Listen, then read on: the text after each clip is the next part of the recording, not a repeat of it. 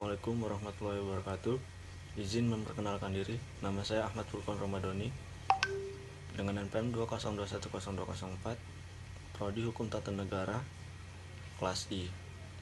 Di sini saya akan membacakan materi hukum pidana yang berjudul syarat-syarat pemidanaan. Yang pertama, sifat melawan hukum.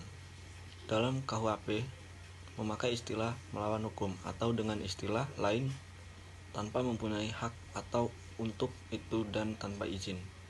Yang kedua, penilaian objektif terhadap suatu perbuatan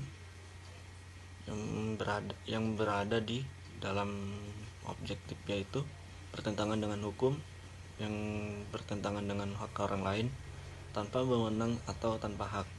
Yang ketiga, kapan suatu perbuatan dikatakan melawan hukum. Yang keempat, apabila perbuatan itu masuk dalam rumusan delik sebagaimana dirumuskan dalam undang-undang. Pembagian ajaran sifat melawan hukum. Yang pertama, sifat melawan hukum, yaitu syarat umum untuk dapat dipidanakan. Perbuatan pidana harus bersifat melawan hukum. Dalam hal ini bertentangan dengan hukum. Perbuatan pidana tentu bersifat melawan hukum, yang nyata tanpa perlu dibuktikan sifat melakukan hukumnya. Pembunuhan merupakan perbuatan yang hukumnya nyata melawan hukum. Yang kedua, sifat melawan hukum khusus. Ada kalanya kata sifat berlawanan hukum tercantum secara tertulis dalam rumusan delik. Yang ketiga, melawan hukum yang formil. Menurut ajaran ini, melawan hukum sama dengan melawan atau bertentangan dengan undang-undang tertulis, yaitu perbuatan itu diancam pidana. Perbuatan itu sesuai dengan rumusan delik atau tindakan pidana dalam undang-undang. Melawan undang-undang, bertentangan hukum positif, yaitu tertulis. Sifat melakukan hukumnya ini dapat dihapuskan hanya dengan undang-undang pasal 495051 KUHP. 3. Melawan hukum yang material.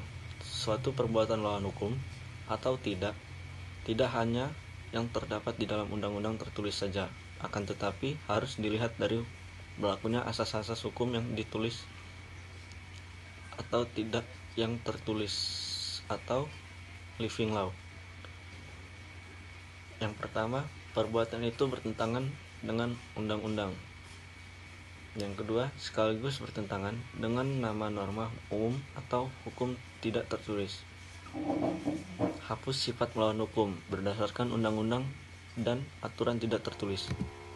Sifat melawan hukum yang material berfungsi.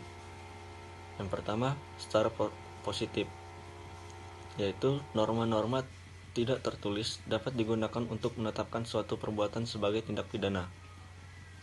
Yang kedua, secara negatif, norma-norma di luar undang-undang dapat digunakan untuk menghapuskan sifat melawan hukum suatu perbuatan yang memenuhi rumusan undang-undang.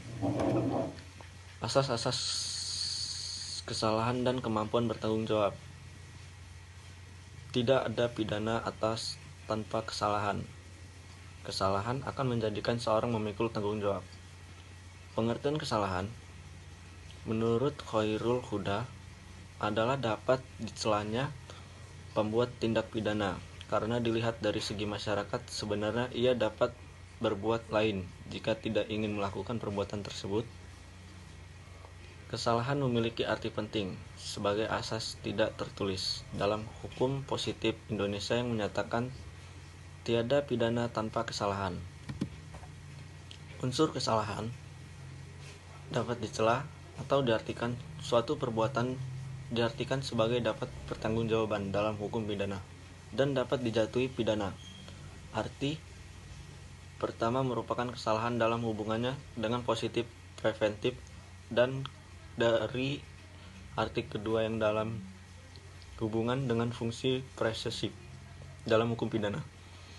Dilihat dari segi masyarakat, artinya penegasan, penilaian normatif terhadap kesalahan.